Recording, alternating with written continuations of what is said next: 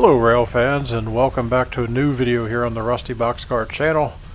Got a pretty interesting one here for you today. We got 5 trains this morning on Labor Day 2022, and a little break from the norm for us. Normally when we use the drone, we also have the GoPro hooked up in order to get good audio of the trains going by and also to get some ground coverage. And normally we intersplice the 2 video streams throughout a video. This one is going to be 100% drone video with the GoPro audio. So you'll see some of the scenes we normally cut out, you know, where we turn the drone around, or maybe we don't fly it exactly where we want it to go. As much interest as we've had recently in some of the drone footage and some of the drone videos, just going to leave everything up here for you today. And hope you guys enjoy it. So this first train up is E302. Caught it this morning headed north. As you can see there, those are empty coal hoppers. It's making its way from Stylesboro, Georgia up to Evansville, Indiana, led up by 2 locomotives. You got 931 and 5425. Those are an ES44AH and an ES40DC. That ES40DC 5425, not sure if you noticed, had a beautiful new paint job on it. It is the new YN3C paint scheme and looks like it just came out of the paint shop. It's going to have a mid-train DPU of 920, which is an ES44AH. And as you can see coming towards us here, this is M573. This is a southbound daily manifest coming from Cincinnati's Queensgate Yard down to Nashville's Radnor Yard. I'll jump out here for a second so you can hear the locomotives.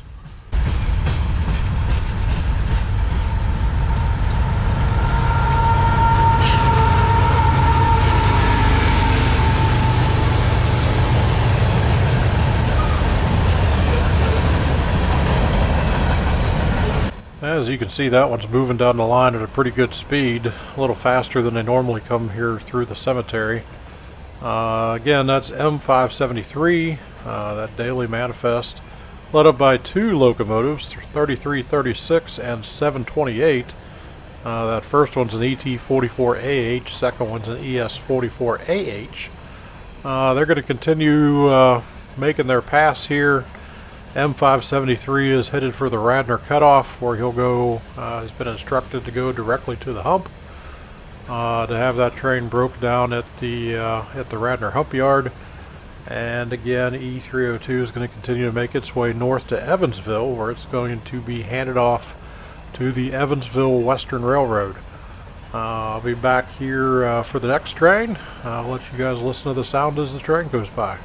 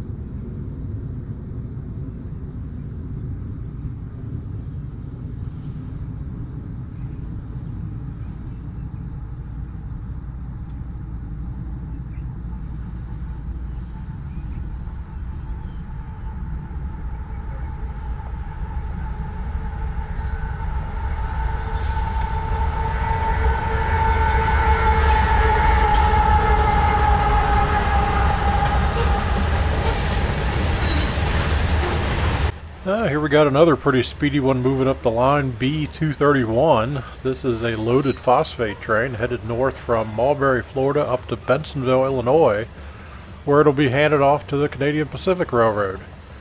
It's led up by two locomotives, 912 and ES44AH, and 322, as you saw there at its YN2 paint scheme. That is a CW44AC. It's going to have a rear DPU on it with a end-of-train device at the rear of the locomotive. It's going to be 3307. It is an ET44AH.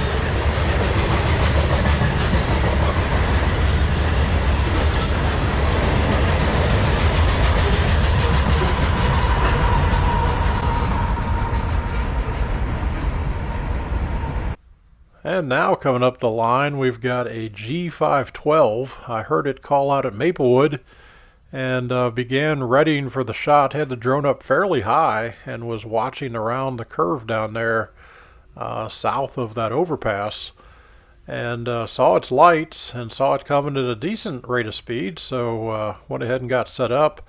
And then, as you can see here, it is now slowed to a crawl.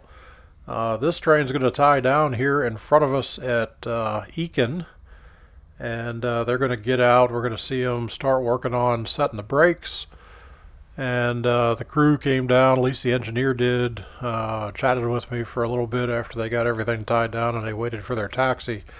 Birmingham-based crew on this one, that when they got everything done and tied down had 4 minutes left on the clock.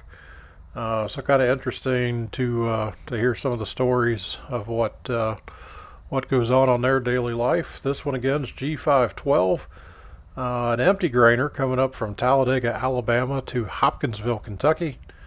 It's lead locomotive 795 with an ES44AH. I'm not sure if it had a DPU anywhere on it or not. Again, we're going to see it pull up here. It's going to stop pretty much just a little bit ahead of where my truck is here, and then gonna continue to film as they get out and start working on the brakes. The conductor went several cars deep. I stopped filming before he started tying down the brakes on the individual cars, but he threw several of them before he came back up. One of the commenters recently on our derailment footage from North Radnor asked or mentioned that they saw the drone, and they were some of the workers on the crew doing the cleanup, and asked if they had or mentioned that they had seen the drone and that they were scared it was a manager or some sort of yard master, because I guess CSX and some of the other railroads have begun using drones to spy on the employees. So interestingly enough, when this crew, when the engineer first came over to talk to me, his first question was whether or not I was a manager, because he saw the drone, and so assured him that I wasn't, and so definitely interesting. I know that sometimes rail fans can be annoyances to the crew, but certainly if they are concerned that you're a member of management who is doing nothing but spying on them, can certainly see where that would make them even a bit more nervous. So hopefully that doesn't tarnish some of the relationships that are out there. Most of the crews I've run into have been pretty friendly once they realize you're just there because you enjoy the trains. So hopefully that'll continue. So again, I'll let you hear some of the sounds as they get off and start doing some of their work. Didn't want to film them doing too much. Just not a big fan of filming individual people out doing their jobs. So we'll watch just a second here and then we'll cut the film off.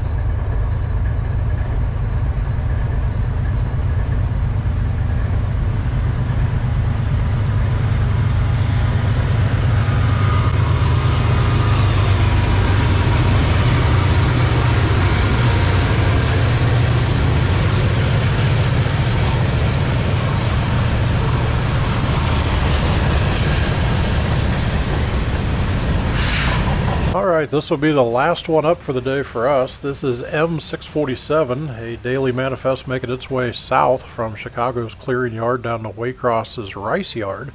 They've been instructed to move through the terminal and stop at Brentwood, where they will be meeting their crew at 11 o'clock as they come on duty. This one's led up by 3 locomotives, 5366, which is an ES40DC. Then you got 7780, that's a CM40-8 that just recently celebrated its 30th anniversary of service here in July. And lastly is 4232 at SD40-3. This month celebrating its 45th anniversary of service, was originally a Conrail locomotive. In between the G512 pulling up and tying down and the M647, IO28 made its way through, and I was chatting with that engineer from the G512, so missed that. Wasn't really too concerned about it. The container trains sometimes are interesting, but I've got a ton of intermodal trains filmed, so not a huge deal. Here I'm going to take the drone up to the maximum height that I have set on it, which is 400 feet, and just kind of try to get a way overhead bird's eye view of everything. Kind of interesting, almost looks like a toy train from this high up. So hope you guys have enjoyed this video. Wound up the filming that we did, only got about 17 or so minutes of footage to share with you guys, but just the takeoffs, the landings, the hovering around and waiting. Wound up pretty much going through all 4 batteries. They have about a 30-minute lifespan each, but you know, a couple times through it in sport mode. I'll do that at the end of this one to try to fly with the train, and so some of those things just use up quite a bit more battery than others. So again, hope you guys have enjoyed this. That's an interesting that I just noticed there. That yard with the freshly poured concrete was the yard that was involved in the derailment about a year and a half ago now at the cemetery, and their yard had been severely torn up. So not sure if some of the insurance funds or some kind of settlement that CSX had to provide them, I'm sure, for all the damage they did to their yard.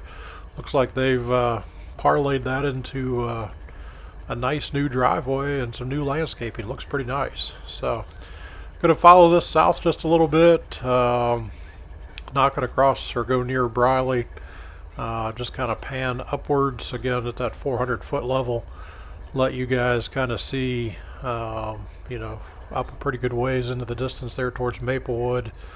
There you see downtown Nashville up on the upper right quadrant of the screen. We'll do, I think if I remember right, we throw it into zoom mode. Yep. And we'll pan up a little bit so you can see a little bit of the train leaving there with the 2x zoom on. I really enjoy that part of this new drone. The earlier model of the Mavic Mini didn't have any kind of zoom functionality. So even though it is only 2x, it's still pretty good to be able to have that. As you can see from this angle, downtown looks quite a bit closer than it did in that first one. So again, hope you guys are having a great Labor Day out there. It's a great start to our day. We'll see you later. Thanks for watching this video. I really hope you enjoyed it. If you did, click on the thumbs up below to give us a like. Also, please click on the Rusty Boxcar logo on the right side of the screen to get a subscription to the channel. And send us a comment. Really enjoy reading all your comments, and I try to respond to each one of them. Thanks, and have a nice day.